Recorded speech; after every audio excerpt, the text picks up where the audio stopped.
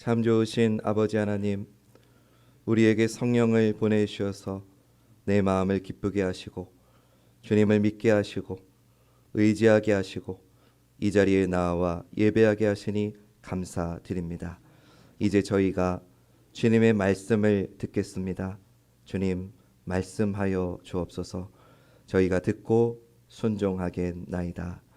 아무것도 아닌 종 세우셔서 주님의 말씀 감당하게 하시니 힘을 더해 주시고 붙잡으셔서 사랑하는 모든 하나님의 자녀들에게 꼭 필요한 생명의 말씀 되게 하옵소서. 예수님 귀하신 이름으로 간절히 기도드립니다. 아멘. 교회는 어떻게 구별되는가라고 하는 제목으로 말씀을 나누겠습니다. 예루살렘 성이 황폐하다는 소식에 울면서 기도했던 느헤미야는 놀라우신 하나님의 섭리와 도우심 속에 예루살렘에 오게 되지요. 대적들의 끊임없는 공격에도 결국 이스라엘 백성들은 52일 만에 성벽을 완성합니다. 이것이 지난 시간까지 살펴본 느헤미야 6장까지의 내용입니다. 그러면 예루살렘 사람들은 성벽을 쌓고 행복하게 살았답니다 하고 이야기가 끝나야 될 것 같은데 느헤미야의 이야기는 여기서 끝나지 않습니다. 성벽 건축이 끝이 났다고 해서 모든 일이 끝난 것은 아니기 때문이지요. 성벽이 완성되었다는 것은 신앙 공동체와 대적들 사이를 구별할 수 있는 분명한 기준이 완성되었다는 점에서 의미가 있습니다. 동서남북 사방의 모든 대적들과 이방 족속들이 성벽이 완공되었다는 소식을 들었을 때 두려워하고 낙심했다는 것을 느헤미야 6장 16절 말씀이 알려줍니다. 우리 앞에 화면 보시면서 같이 6장 16절 말씀 같이 읽어봅니다. 시작. 우리의 모든 대적과 주위에 있는 이방 족속들이 이를 듣고 다 두려워하여 크게 낙담하였으니 그들이 우리 하나님께서 이 역사를 이루신 것을 알미니라. 아멘. 성벽이 있기 전에는 누구나 쉽게 예루살렘에 들어가고 나갈 수 있었습니다. 즉 죄를 안으로 들여오기도 쉬웠고 죄를 찾아서 밖으로 나가기도 쉬웠습니다. 그러나 이제 성벽이 세워짐으로 안으로는 언약 백성들이 보호를 받게 되었고 밖으로는 적대 세력들을 두렵게 하는 기준이 세워진 겁니다. 자유롭게 오가던 길이 막히자 그렇다고 대적들이 포기했느냐? 그렇지 않습니다. 또 다른 전략을 취합니다. 이번에는 유대인과 이방인들을 결혼하게 해서 혼인관계를 통해서 유대인들과 더 손을 잡고 언약 백성들을 두렵게 만들기 시작합니다. 느헤미야 6장 18절과 19절 말씀입니다. 도비야는 아라의 아들 스가냐의 사위가 되었고 도비야의 아들 여호하난도 베레가의 아들 무술람의 딸을 아내로 맞이하였으므로 유다에서 그와 동행한 자가 많음이라.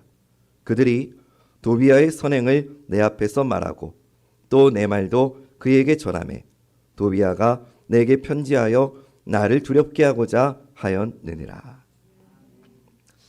내부 지도자들은 대적들의 편을 들었고요. 귀족들은 느헤미야에게 이 이방 족속들이 우리 유다에게 꼭 필요하다, 유익하다 이렇게 말을 하면서 느헤미야를 현혹해 합니다. 이러한 대적들과 내통하는 내부 세력들의 적대 행위가 성벽이 완공되었음에도 여전히 신앙 공동체를 힘들게 했다는 거예요. 사랑하는 여러분, 사단 마귀의 대적 행위는요 이렇게 끈질깁니다. 이 정도면 그만하겠지, 그런 거 없습니다. 사단 마귀는 절대로 우리 흔드는 것을 포기하지 않습니다. 그렇다면 오늘 우리는 어떻게 해야 될까요? 오늘 본문을 통해서 사단마귀의 끊임없는 공격 속에서 우리는 어떻게 대응해야 될지를 오늘 본문을 중심으로 여러분과 찾아가 보도록 하겠습니다. 먼저 느헤미야하고 언약 백성들은요, 성문을 지켰습니다. 뭐를 했다고요? 성문을 지켰어요. 성문을 지켰다는 건 무슨 말이에요? 구별되었다는 거예요.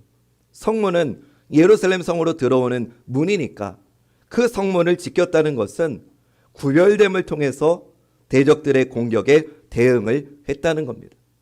느헤미야가 문짝을 달고 성문을 지킬 사람들을 세우는 말씀이 오늘 본문 1절 말씀이에요.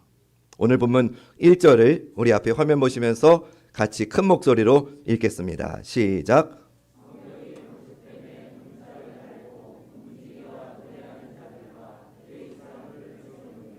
아멘. 느헤미야가 성문을 지킬 사람들을 세웠는데 사실 저는 좀 이해가 되지 않더라고요. 왜냐하면 느헤미야가 성문을 지킬 사람으로 어떤 사람을 세웠느냐 하는 이 부분이 저는 이해가 되지 않았습니다. 여러분이 만약에 느헤미야라면 성문을 지키는 사람으로 어떤 사람을 세우시겠습니까? 성문을 지켜야 되니까 멀리서 오는 족들을 잘 볼 수 있는 시력이 좋은 사람, 그런 사람 세워야 되지 않겠습니까? 또 적들이 쳐들어올 때 즉각적으로 대응할 수 있도록 활을 잘 쏘는 사람, 그런 사람 세워야 되지 않겠습니까? 또 성문이 적들의 공격을 받을 때 도망가지 않고 용맹하게 싸울 수 있는 그런 용감한 사람들, 그런 사람을 성문을 지키는 사람으로 뽑아야 되지 않겠습니까? 그런데 느헤미야는 그런 이들을 세운 게 아니라 방금 읽은 말씀해 보니까 노래하는 자들, 레위 사람들을 성문을 지키는 자로 세웠다는 거예요. 여러분, 이건 무엇을 말합니까? 이것을 통해 예루살렘 성이 어떤 성인지를 느헤미야는 분명히 한 거예요. 노래하는 자들, 레위 사람들은 어떤 사람들입니까? 이들은 다 예배를 위해서 봉사하는 사람들입니다. 예배 봉사자들이 성의 문을 지켰다는 겁니다. 이것은 적어도 이 성 안에 들어올 수 없는 사람을 분명하게 보여주는 거죠. 누가 들어올 수 없겠습니까? 여호와 하나님을 적대하는 자. 그런 자는 이 성에 들어와서 살 수 없다는 거예요. 노래하는 자, 레위 사람들이 성전 문지기로 있다는 것은 이 성이 하나님을 예배하는 성도들의 성이라는 것을 구별해주는 표가 되었다는 겁니다. 이어서 느헤미야는 이 예루살렘 성을 다스릴 지도자를 세우는데 하나니와 하나냐를 임명합니다. 2절 말씀 보시죠. 2절도 우리 같이 읽어볼까요? 시작. 내 아우 하나니와 영문의 관원 하나냐가 함께 예루살렘을 다스리게 하였는데 하나냐는 충성스러운 사람이요 하나님을 경외함이 무리 중에서 뛰어난 자라. 아멘. 근데 저는 사실 이 느헤미야의 인사 발령도 솔직히 이해가 되지 않습니다. 또 여쭤볼게요. 여러분이 느헤미야라면 지금의 이 상황, 이 성과 주변의 상황을 고려할 때 여러분은 어떤 사람을 지도자로 세우시겠습니까? 지금 사방이 대적들과 뒤엉켜 있는 이 골치 아픈 문제의 상황 속에 있으니 당연히 리더십 있고 지혜롭고 또 때로는 외교적으로 풀 수 있는 그런 외교 능력이 뛰어난 사람을 지도자로 세우는 게 마땅하지 않겠습니까? 그런데 느헤미야는 어떤 사람을 지도자로 세웠습니까? 충성스럽고 하나님을 경외함이 무리 중에서 뛰어난 사람을 지도자로 세웠다는 거예요. 그러니까 느헤미야는 일관된 선택을 지금 하고 있는 거예요. 새로운 지도자를 세우면서 기준이 뭐예요? 하나님을 경외하는가? 이걸 기준으로 지도자를 뽑았다는 거예요. 즉, 이 성의 지도자는 그 누구보다도 하나님을 경외하는 사람이어야 된다는 거예요. 느헤미야는 지도자부터 성전 문지기까지 이 성은 하나님을 경외하는 자들의 성이라는 것을 일관되게 선포하고 있다는 거죠. 그리고 이제 느헤미야가 모든 예루살렘 주민에게 명령을 내립니다. 3절 말씀 보시죠. 내가 그들에게 이르기를 해가 높이 뜨기 전에는 예루살렘 성문을 열지 말고 아직 파수할 때에 곧 문을 닫고 빗장을 지르며 또 예루살렘 주민이 각각 자기가 지키는 곳에서 파수하되 자기 집 맞은편을 지키게 하라 하였노니. 아멘. 느헤미야가 뭐를 명령했느냐? 한마디로 말하면 성 안에 있는 모든 사람들이 다 함께 성을 지켜야 한다고 명령합니다. 성문을 지키는 자들은 해가 높이 뜨기 전, 즉 밤이 완전히 물러가기 전에는 문을 열지 말라고 합니다. 예루살렘 주민들도 순서를 짜서 자기가 맡은 초소를 지키고 각 가정이 자기 집 앞을 지키라고 합니다. 다시 말하면 가정도 개인도 지도자도 할 것 없이 성문을 지키는 일에 있어서 모두가 다 함께 해야 한다는 겁니다. 왜 느헤미야가 이렇게 철저하게 다 같이 성을 지켜야 한다는 것일까요? 왜 이렇게 백성들의 마음에 경계를 하게 한 것일까요? 그 이유를 4절 말씀이 알려줍니다. 4절 말씀 우리 한 목소리로 읽어봅니다. 시작. 그 성읍은 광대하고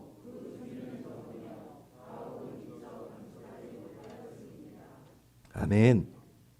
왜 그랬느냐?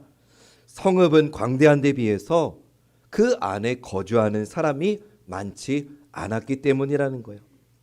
거주민의 수가 적었다는 것은 반대로 말하면 앞으로 이 성에 들어와서 살게 될 사람들이 많다는 뜻이기도 하죠. 하나님은 앞으로 이 예루살렘 성 안에 아직 채워지지 않은 이 땅에 당신의 백성들을 채워서 살게 하실 거예요.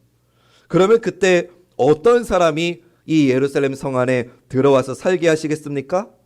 왕이신 하나님을 경외하고 하나님만을 예배하는 백성이 이 성에 들어와서 살게 하실 거라는 거예요. 우리가 다음 주에 살펴볼 본문인 5절 이하에 나오는 그 명단들, 포로 생활에서 돌아온 그 명단에 있는 사람들이 앞으로 이 예루살렘 성 안에 들어와서 거주하게 될 사람들이에요. 이들이 어떤 사람입니까?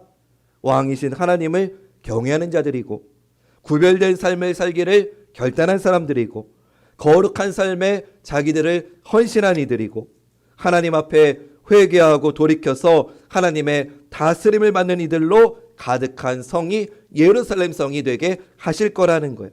하나님은 이렇게 거룩하게 구별된 공동체를 세우시고 채워나갈 준비를 느헤미야를 통해서 하고 계신 겁니다. 사랑하는 여러분, 그러면 오늘 우리는 어떻습니까? 오늘 우리는 하나님의 거룩한 성 안에 거할 수 있는 거룩함이 있습니까? 구별됨이 있습니까? 오늘 우리는 어떻게 구별됩니까?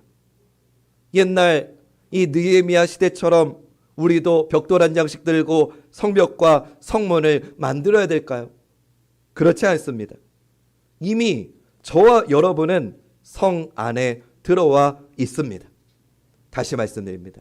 이미 우리는 성 안에 들어와 있습니다. 이 성이 어떤 성이냐? 이 성은 우리 눈에는 보이지 않지만 느헤미야 때 완성된 이 성벽과 비교할 수 없을 정도로 완전하고 든든한 성입니다. 우리는 이미 그 성 안에 들어와 있습니다. 이사야 선지자가 이 성의 실체를 이렇게 예언했습니다. 이사야 26장 1절 말씀 보시죠. 앞에 화면 보시면서 빨간색으로 처리된 단어에 좀 주목하시면서 한번 들어보십시오. 그날에 유다 땅에서 이 노래를 부르리라.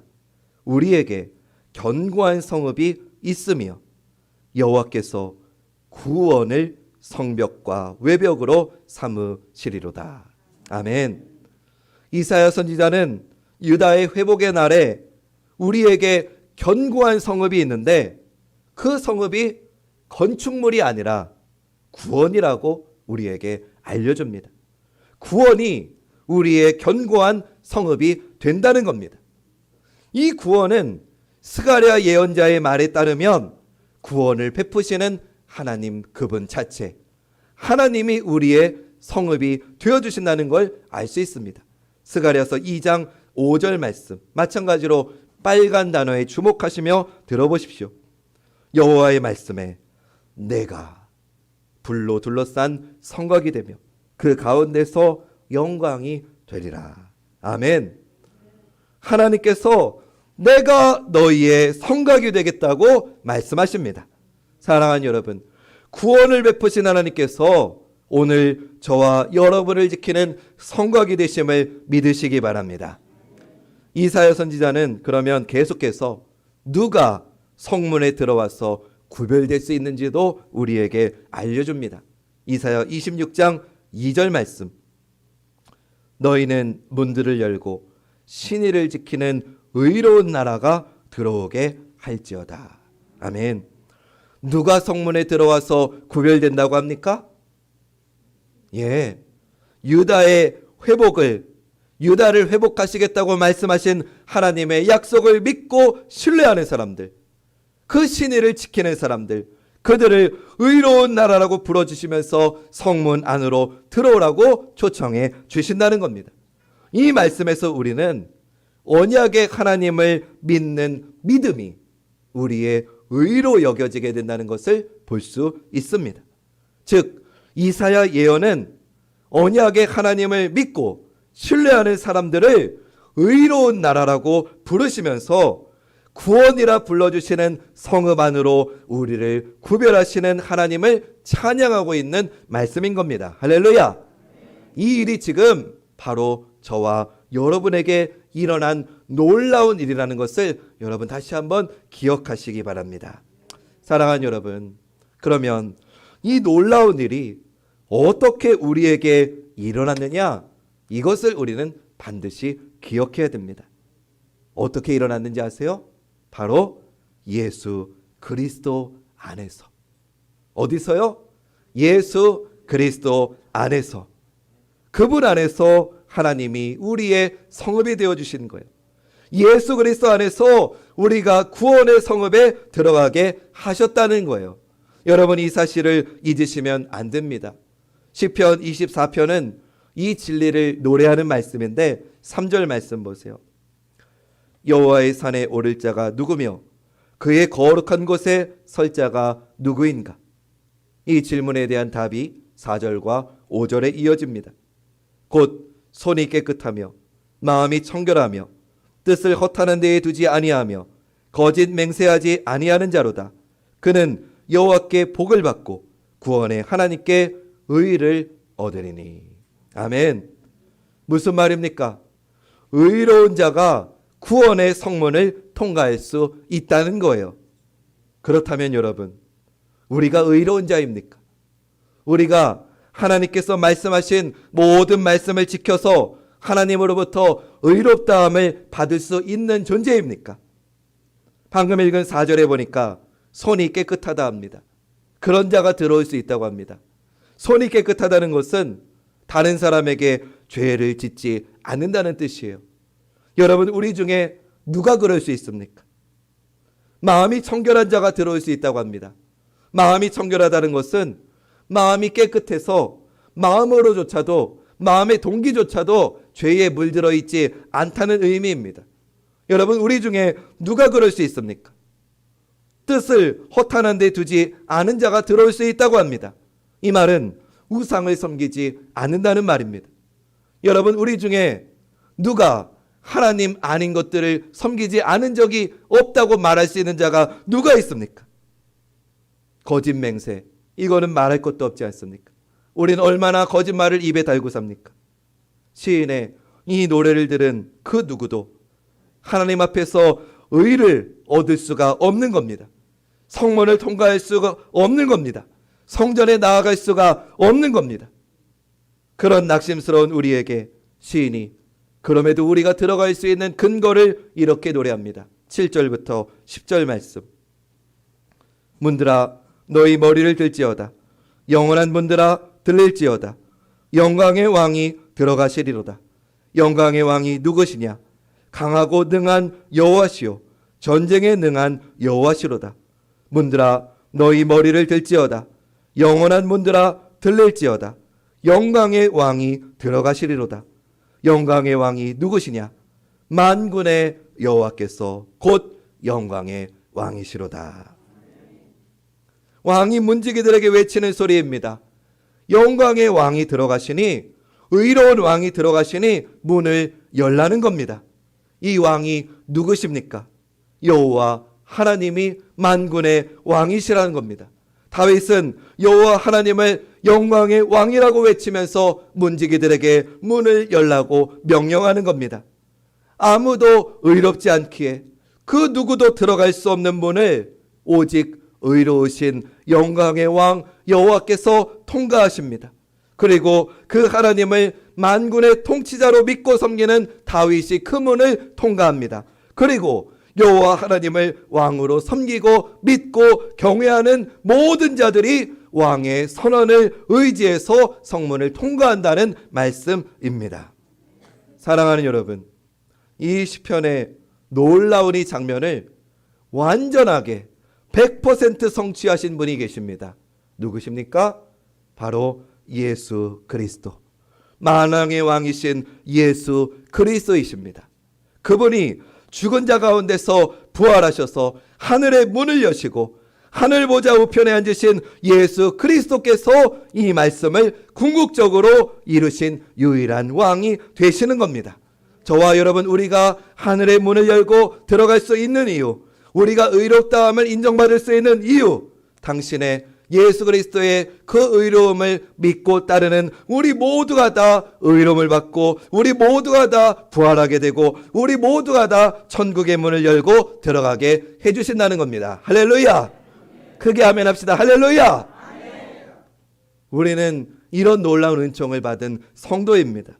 사랑하는 여러분, 느헤미야 시대에는 하나님께서 성벽을 세우게 하셔서 언약 백성을 죄에서 구별하셨다면, 이제는 예수 그리스도 안에서 그분을 통해 주어지는 모든 의로움과 구원으로 말미암아 저와 여러분 우리 모두를 죄에서 구별하셨다는 것을 감사함으로 믿으시는 우리 모두가 되기를 주님의 이름으로 축원합니다. 안타까운 거는요, 지금 이 시대를 살아가는 세상 사람들 말고 우리 그리스도인이라고 하는 성도들 중에서도 이런 구별됨을 원하지 않는 이들이 많다는 거예요. 어떤 사람은 죄가 너무 달콤해서 그 달콤한 죄의 유혹을 뿌리칠 수가 없어서 구별된 삶을 원하지 않습니다. 또 어떤 사람은 구별되는 게 부담이 돼서 나 혼자 튀는 것 같아서 믿지 않는 세상 사람들에게 드러내는 게 부담이 돼서 구별된 삶을 원하지 않기도 합니다.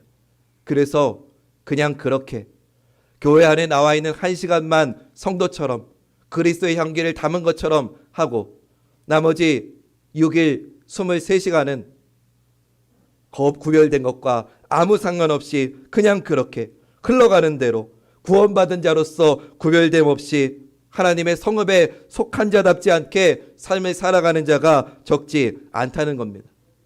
왜 그럴까요? 이유는요, 내가 내 힘으로 구별되려고 하기 때문입니다.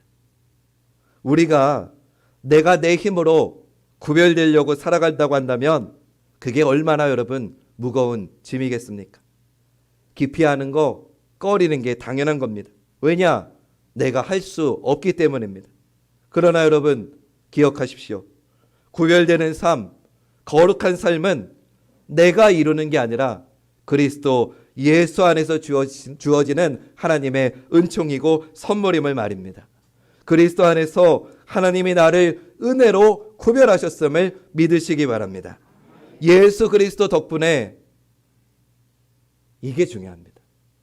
한번 같이 선포해 볼까요? 예수 그리스도 덕분에. 자, 제가 손을 이렇게 하면 여러분들이 예수 그리스도 덕분에 말씀하시는 겁니다. 자, 연습 시작. 네.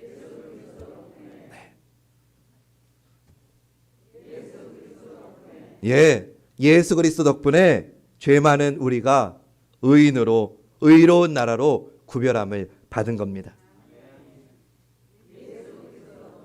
예수 그리스도 덕분에 어둠의 삶에 살던 우리가 빛의 자녀로 구별된 겁니다. 예수 그리스도 덕분에 우리가 구별되었다는 겁니다. 구별되었다는 것은 하나님께서 나의 삶을 책임져 주시겠다는 겁니다. 그러니 여러분, 이 놀라운 은총, 이 놀라운 선물, 이 놀라운 감격의 구원을 받은 우리가 어떻게 감사하지 않을 수 있겠습니까? 어떻게 하나님을 찬양하지 않을 수 있겠습니까? 이것보다 더 큰 복이 어디에 있겠습니까? 우리는 모두 그리스도 예수 안에서 의로운 나라라고 부름을 받았고 구원의 성문 안으로 들어왔습니다. 하나님께서 은혜로 우리를 불러주셨으니 그 부르심에 감사함으로 살아가시는 우리 사랑하는 관악중앙교회 모든 성도님들 되시기를 주님의 이름으로 간절히 축원합니다. 우리 응답의 찬송 303장 찬양하시면서 우리를 구별해 주신 그 하나님을 찬양하고 우리의 삶을 봉헌하겠습니다.